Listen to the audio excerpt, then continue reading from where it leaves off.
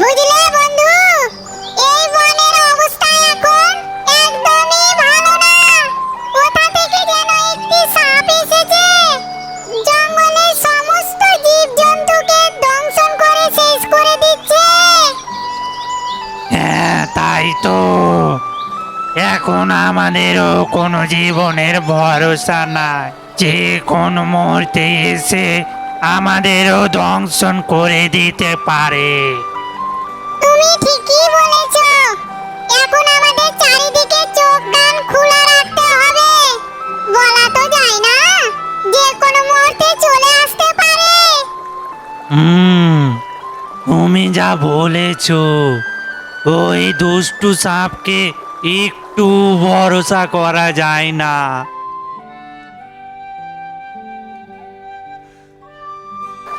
Tony বন্ধু, ওই দেখো, লীনা বন্ধু ওই জঙ্গলের দিকে যাচ্ছে।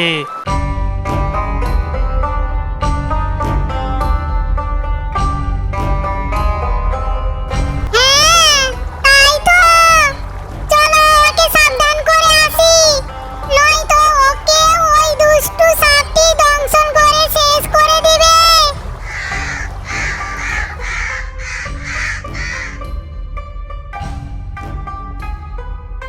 ও নীলা বন্ধু, কোথায় যাচ্ছ তুমি?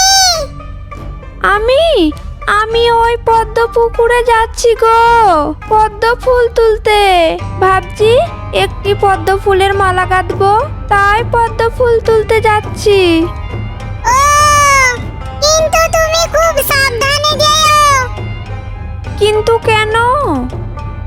কারণ এই জঙ্গলে একটি দুষ্টু সাপ এসেছে, যাকেই পেয়েছে তাকেই দংশন করে শেষ করে দিচ্ছে। তাই তোমাকে বললাম, তুমি সাবধানে যেও। ও, তোমরা চিন্তা করো না, আমার কিচ্ছু হবে না। তোমাদের সবার আশীর্বাদ আমার সঙ্গে আছে। ঠিক আছে বন্ধুরা, তাহলে আমি আসছি গো।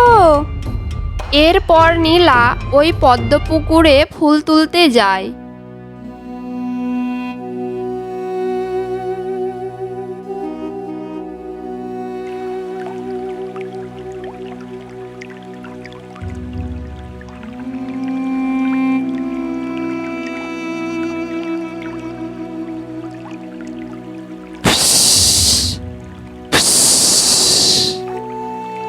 কে যেন ওই পুকুরে ফুল তুলছে।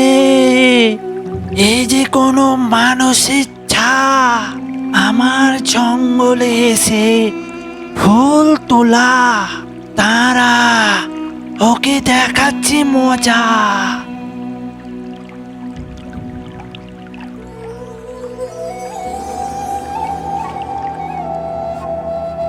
আমাগো, লিনাকে সাপে দংশন করার পর সাপটি ওখান থেকে চলে যায়। কি হলো বন্ধু? নীলা সেই যে গেল, কিন্তু এখনো তো ফিরে এলো না। তাই তো, আবার ওই দুষ্টু সাপটি নীলার কোনো ক্ষতি করে দিল না তো। চলো নয়তো আমরা একবার গিয়ে দেখি।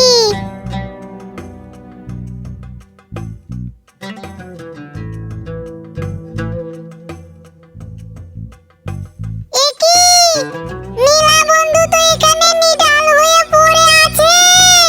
নীলা বন্ধু, ও নীলা বন্ধু, নীলা বন্ধু, এত ডাকছি, কোনো সাড়াই তো দেয় না।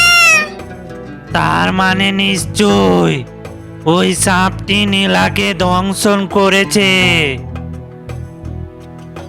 এই তো সাপ কামড়ে নেওয়া দুটো দাগ।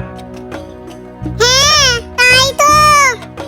কাক বন্ধু, আর আমাদের দেরি করা উচিত নয়। আমাদের বন্ধুকে বাঁচিয়ে তুলতে হলে এখনই যাই হোক কিছু একটা করতে হবে।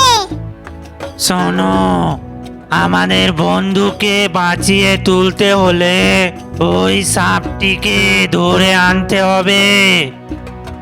কিন্তু সেটা তো আমাদের পক্ষে সম্ভব নয়। তার মানে এক কাজ করি, আমাদেরকে তো লালপৌরি বলেছিল যে কোনো বিপদে পড়তে গেলে আমাকে ডাকবে। তাহলে আমরা সেটাই করি, তাছাড়া আমাদের কাছে আর কোনো উপায় নেই। হ্যাঁ, তুমি ঠিকই বলেছ। শোনো, আমরা দুজনেই ওই পরীকে ডাকতে গেলে হবে না। তুমি ওই লাল পরীকে ডেকে নিয়ে এসো, আর আমি ওই দুষ্টু সাপটিকে খুঁজে বের করছি। এরপর দুজনেই বেরিয়ে পড়ে নীলার জীবন বাঁচানোর জন্যে।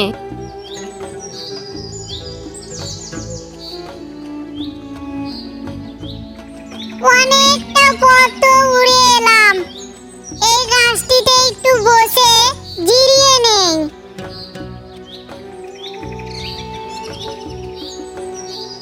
এরপর এক রাজা শিকার করতে এই বনে আসে। তারপর ওই রাজার চোখ ওই পাখিটির উপর পড়ে। ওই তো ওখানে একটি কত সুন্দর পাখি বসে আছে।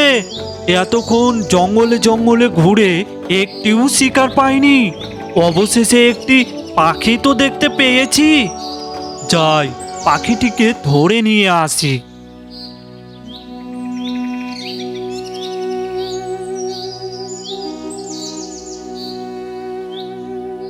এ কি, তুমি আমাকে ধরলে কেন? ছেড়ে দাও, আমাকে ছেড়ে দাও। হা হা হা হা হা হা হা। এতটা জঙ্গলে ঘুরে ঘুরে তোকে আমি পেয়েছি, আর তোকে আমি এত সহজে ছেড়ে দেব? না না, হাল ছেড়ে দিলে হবে না। ওদিকে আমাদের বন্ধু বিপদের মুখে পড়ে আছে, আর এর হাত থেকে রেহাই পেতে হলে আমাকে বুদ্ধি আঁকতে হবে। পেয়েছি একটি উপায়। হে কি, তুই মনে মনে কি বিড়বিড় করছিস? না, আমি ভাবছি তুমি এই রাজ্যের কত বড় রাজা। তুমি এই জঙ্গলের কত বড় শিকারী, কত বড় বড় বাঘ, ভাল্লুক, নেকড়ে, আরো কত কি ধরো। সেই সব বাদ দিয়ে সামান্য আমাকে ধরে তোমার কি হবে? আমার ওজন তো 100 গ্রামও না। তার চেয়ে বরং আমাকে ছেড়ে দাও। আমি তোমাকে এমন 3টি উপদেশ দিচ্ছি যেটা তোমার সারা জীবন অনেক কাজে লাগবে। পাখিটি এমনভাবে কথা বলল যে রাজার মনটা নরম হয়ে গেল। কারণ প্রশংসা পেতে সবাই পছন্দ করে, আর একজনের মন গলানোর সহজ উপায় হচ্ছে তার প্রশংসা করা। রাজা ভেবে দেখলো, ঠিকই তো। এত ছোট পাখি ধরে আমি কি করব? তার চেয়ে বরং আমি শুনি পাখিটি কি বলতে চাইছে, হয়তো এতে আমার লাভ বেশি হবে। আচ্ছা আচ্ছা, ঠিক আছে, আমি তোকে ছেড়ে দিতে পারি, তবে কি উপদেশ আছে সেটা আগে বল। শোনো তাহলে, আমি প্রথম উপদেশটি বলবো, তোমার হাতের উপর বসে। দ্বিতীয় উপদেশটি বলবো, এই গাছের ডালে বসে। তৃতীয় উপদেশটি বলবো, এই গাছের মগ ডালে বসে। আচ্ছা ঠিক আছে, তুই বল। কখনো অলিক কল্পনা করো না, যা বাস্তবে নয় সেটা কখনো বিশ্বাস করো না। একদম ঠিক কথা। সত্যি তো, অবাস্তব কথা কখনোই বিশ্বাস করতে নেই। এবার আমাকে গাছের ডালে যেতে দাও, আমি দ্বিতীয় উপদেশটি ওই ডালে বসে বলবো। এবার দ্বিতীয় উপদেশটি কি সেটা বল। যেটা হাতছাড়া হয়ে যায় সেটা নিয়ে কখনো আফসোস করো না। এটাও ঠিক, যা আজ আমার না তা নিয়ে আফসোস করাটা তো সত্যি বোকামি। পাখিটি এবার মুগ ডালে উঠে গেল। এবার তৃতীয় উপদেশটি বল। তিনটি বলার আগে দেখে নিন আগে দুটি উপদেশ থেকে তুমি কিছু শিখেছো কিনা। হ্যাঁ হ্যাঁ, আমি সব বুঝতে পেরে গেছি। এবার তুই তৃতীয় উপদেশটি বল। আমার পেটে 200 গ্রাম ওজনের একটি মুক্তো আছে। এই কথা শুনে রাজা খুব আফসোস করতে লাগলো। হায় হায় হায় হায়, এ আমি কি করে দিলাম? 200 গ্রাম মুক্তো হাতছাড়া করে দিলাম। দেখি চেষ্টা করে পাখিটি ধরতে পারি কিনা। ওই উহ উহ ওই উহ উহ দেখো আমি আগেই বলেছিলাম অবাস্তব কথা বিশ্বাস করো না। আমার ওজন 100 গ্রাম, আমার পেটে 200 গ্রামের মুক্তো থাকবে কি করে? বলেছিলাম যা হাতছাড়া হয়ে যাবে সেটা নিয়ে কখনো আফসোস করো না, কিন্তু তুমি তাই করেছো। তোমাকে আর কোনো উপদেশ দেওয়া অর্থহীন, কারণ বেশিরভাগ মানুষের মতো তুমিও শুধু উপদেশগুলো কান দিয়ে শুনেছো, কিন্তু তা থেকে কিছু শিখোনি। তারপরেও তোমাকে একটি উপদেশ দিচ্ছি। এই জঙ্গলে একটি বিষাক্ত সাপ এসেছে, যাকেই পাচ্ছে তাকেই দংশন করে শেষ করে দিচ্ছে। পারলে তুমি সাবধান হয়ে বাড়ি চলে যাও।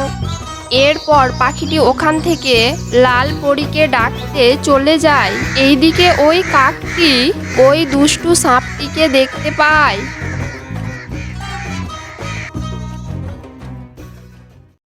Hello viewers, thanks for my full watching video. এই গল্পের পার্ট 2 পেতে এক্ষুনি চ্যানেলটি সাবস্ক্রাইব করে বেল আইকনটি বাজিয়ে দিন সবার আগে পার্ট 2 গল্পটি পেতে। আর কমেন্ট বক্সে বলেন গল্পটি কেমন হয়েছে।